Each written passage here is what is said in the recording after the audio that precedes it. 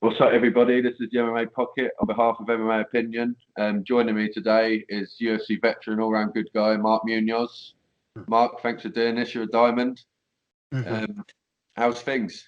What's been going on? Things are good, man. Just I'm coaching all the time, coaching some fighters and coaching wrestling and living life, man. So I doing saw good. on your Instagram your daughter got married recently. That must have made you feel old. Yeah, man. I might be a grandpa here soon, man. So Yeah. Oh, yeah, it's crazy. congrats, man. Um, Thanks. anyway, let's start with the here and now. You've gone from fighter to film star, as it were. Tell me about your latest project, Lumpia with a Vengeance. I hope I got Yeah. that pronunciation right. It came out in Yeah. October last year, I believe. Yeah. So we wrapped last year and it's gone through post production now and it's ready to be picked up by a distributor. So we're talking to Sony Pictures at the moment, and we're seeing how that goes. So uh, it's crazy. I never thought I'd be a lead role in a movie. But yeah, I mean that's what we're doing now. Well, that follows me on to our next question, actually, because some people will probably know this already, but you're no stranger to the big screen because you've been in a couple of films already. Yeah. But this is like your first leading role, is that right? And you're producing this one as well, is that correct? Yeah. So we're producing this. Team Munoz is, and yeah, this is my first lead role. Um, so we'll see. We'll see what happens, man. I mean, Well, good luck with it all. kind I of. mean, starring opposite Danny Trejo as well, that must have been some experience. Oh man, we had an instant connection already too, because there was a scene where he was throwing a taquito and I was throwing a lumpia, and in our first scene, he throws a taquito, I throw a lumpia, and they actually hit each other, which that's That's the what I'm perfect scene, supposed to no? do. Yeah. One So I was take. like, man, we were meant to be, man. So, you know, I mean, your next movie, I need to be in it. Definitely, man. I mean, he's still Yeah, going. He's still going at his ripe old age. So fair play to him. I mean, yep, that's right. um, so I have to ask you about your first film role. It's something to do with being an elf, I think. Yeah, well, I mean, my very first one was Here Comes the Boom. Really. I mean, that was the first real role that I did, and I was getting thrown by Kevin James And you in got to that. play yourself, which has got to be a bonus. Well, I mean, I got to play fighter, and I didn't get to play myself, but I played a Mexican fighter before he got into the UFC. So that was my actually real first real role on the silver screen or the big screen. So is that something that's in your future then? Is that where your future lies in production and acting and I don't know. We'll see. I'm just kind of walking through doors and seeing what opportunities lie ahead, and whatever whatever happens. So I'm doing well coaching right now, so kind of seeing what the future holds really. yeah, so going back to your MMA career, it's been 6 years, I think, now since you retired nearly. Yeah. Do you regret that decision or is it the right thing? Do you still think it's the right choice? No, it was the right choice, man. Looking back at it, um because my career, I mean, I was for 3 to 4 years, I was like knocking on the door of a world championship, and to be a world champion, and you know because of a lot of things where I was running a gym, coaching all the fighters, cornering them, and trying to be an elite mixed martial artist myself while having a wife and 4 kids and running a gym and coaching all my little wrestlers. It was very tough, Yeah, I you can know. imagine. Yeah. Um, Uh, so I mean, looking back at it, when my son said, "Dad, I want to quit soccer and baseball, and I want to wrestle, and I want you to coach me," I was like, you know what, let's go. So I had to retire because I always say family first, and of so course, yeah. my son now is at Arizona State on scholarship and full ride. So he's doing well there. His first dual meet is today um, at Oklahoma University. So can't wait to watch that here pretty soon. Awesome stuff. So what was it like winning that retirement fight against Luke Barnett in the Philippines? What was that experience like for you? Oh, it was crazy, man. Just to be in the Philippines, where it all started for my family. Um, I still have 4 generations of my family still living there, and it was amazing, man. I got to visit with my family and got to eat with them in their house and um, just man, it's crazy. And just walking around town, people. I couldn't walk 5 steps before everyone started like chasing me down and saying Mark, picture. So it's like wow, the amount of support I have in the Philippines is amazing. So Living the life, man. yeah, it was awesome. Um, your fight against Chris Leben, I think in 2011, that was actually the first 5-round non-title fight in the UFC. Do you feel that was a landmark for your career and for the UFC in general, really? Yeah, I mean, I knew that fight wouldn't have gone 5 rounds though, but yeah, it was the first 5 round non-title fight. So it was a great fight. I mean, I never had anybody quit on the stool on me before. But Yeah, that's what he did. So yeah, he said no mas.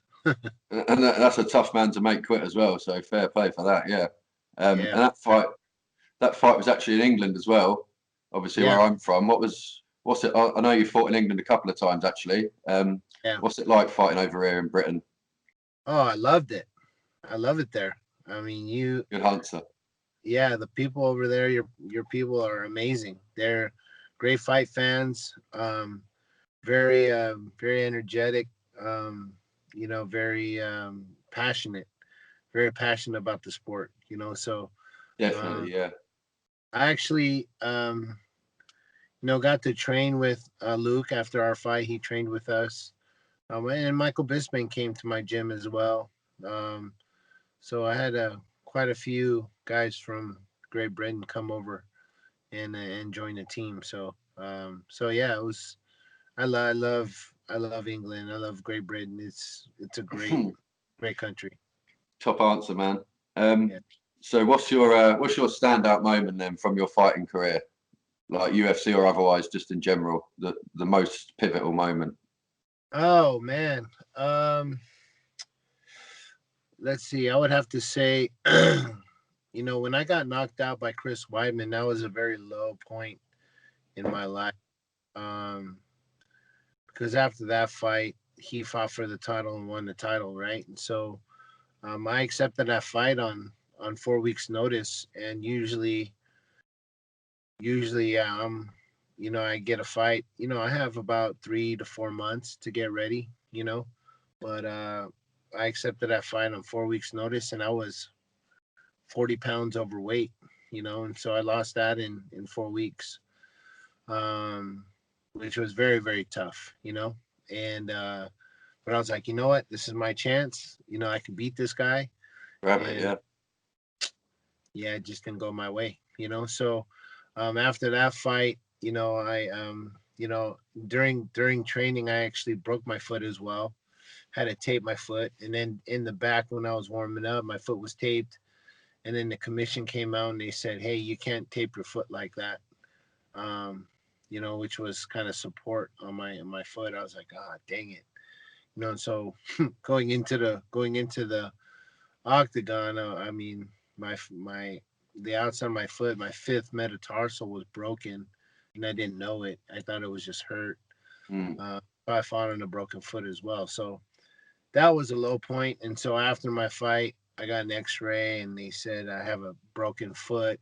I fought on a broken foot, and then they said I had a suspension of 4 months or 3 months. And so which was more than that because I had to be in the cast, um, and I couldn't be able to like train for like 6 months, and then I wouldn't have been able to fight within a year, you know. So, and that was kind of drastic for me because I owned a gym, and you know my fighting was kind of subsidizing the gym, you know. Yeah. So, you know, that and my bills and my family, providing for my family, I was like, man, I don't know how I'm gonna do this, you know. So all that mounted stress and me not fighting, I mean, I went to food, you know, Yeah. for comfort, and I gained a lot of weight. I mean, it's documented on online, you can see it, and gained about 70 pounds, and accepted a fight against Tim Boach and lost that weight in about 5 months and came back in the best shape of my life and beat Tim Boach. So that was a pivotal moment in my career right there. You So know, that being loss able was to, motivational, really. That, if anything, that loss actually made you better in a way. yeah, I was actually at a really low time in my life then, and it was pretty bad. You know, I mean, I was kind of secluding myself, and you know, I would come home, keep to myself even, and I was still reading my kids' books and still trying to be dad and husband, Yeah. but um, it was still hard, you know. But you know, there's people that actually do that right now. You know, I don't know if, I mean, uh, people might be going through just things like that. You know, losing a job or you know having a stroke or a heart attack or something. You know, and they're just kind of going through life. You know, not thinking that they can thrive anymore afterwards, you know. But you know, I'm here as a living testimony to let people know that you can definitely thrive through, you know, if you're living, if you're breathing, you can Yeah. definitely you can definitely improve your situation. I think So people need to hear sort of stuff like that, especially in these unprecedented times as well, when everything's up in the air for a lot of people, you know.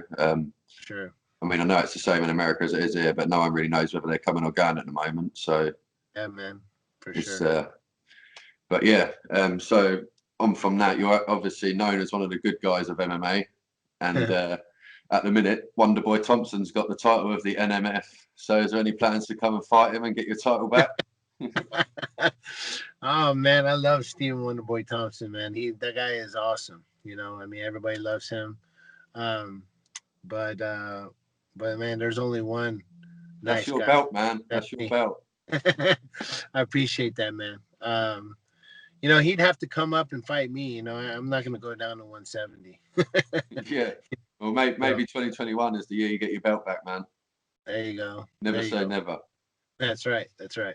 So yeah, so you sold your gym that you owned a few years ago now, and just to concentrate on coaching. So how's that going now? How's the coaching life? It's great, man. I mean, I'm coaching at the training lab, which is roughly about 20 miles away from my hometown. You know, I got the likes of, you know, TJ Dillashaw, Cub Swanson, Juan Archuleta, and a bunch of up and coming guys that are going through the gym. And you know, it's great. You know, I love coaching those guys and coaching them up, and being there in their development. And I'm also coaching at my wrestling club here at a local high school that I'm the head coach at as well. So um, I get to coach kids between 5 to 18 years old, and get to develop them not only on the mat but also in life. You know, so that's the type of stuff that I love to do. You know, I mean, I was a coach before I got into MMA, anyways. You know, and so it's Yeah.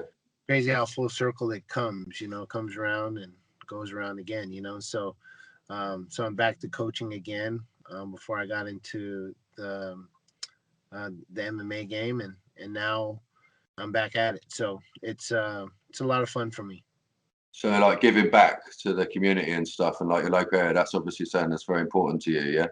Yeah, man. I mean, I have an anti-bullying campaign too because I got bullied when I was younger, and I'm able to speak to kids and speak into their hearts and souls because a lot of them just don't know where to go, because they're getting bullied, and I get to be there for those students that are getting bullied. So I got an anti-bullying campaign that I feel like have saved lives, um, and which is pretty awesome. I get to do that and use my level of influence to be able to impact kids and steer them in the right direction rather than hurting themselves or trying to take their own lives.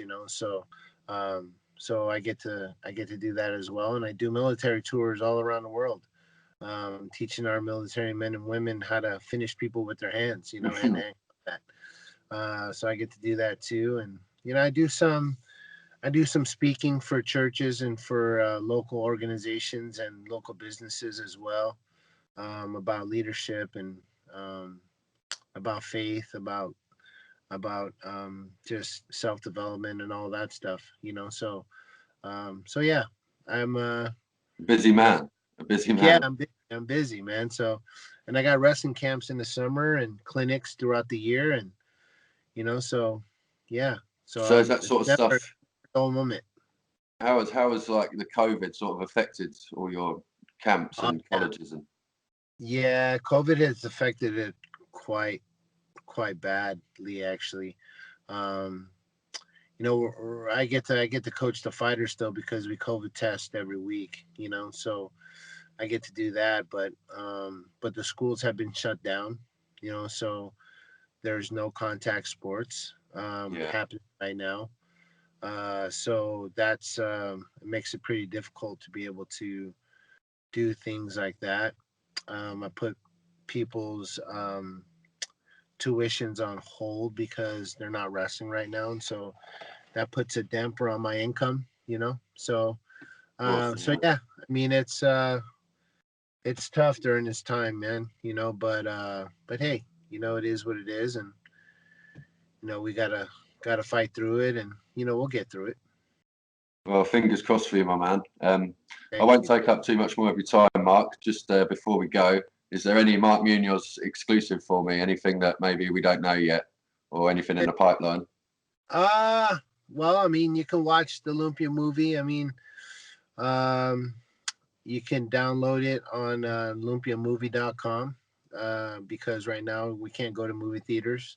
But So best time to get a plug in, yeah. Best yeah, that time. put a damper on my movie with COVID happening. So, but we'll see. We'll see what happens. We'll see if it gets in movie theaters. Here pretty soon. So hopefully it does. But if not, then just be looking out for my next project. I'll So definitely be looking out, man. Well, thank you so much for your time, Mark. I appreciate that. yeah, no Um, problem, man. you have a great day, man. You too. Thank you so much, sir. Goodbye. All right. Bye bye.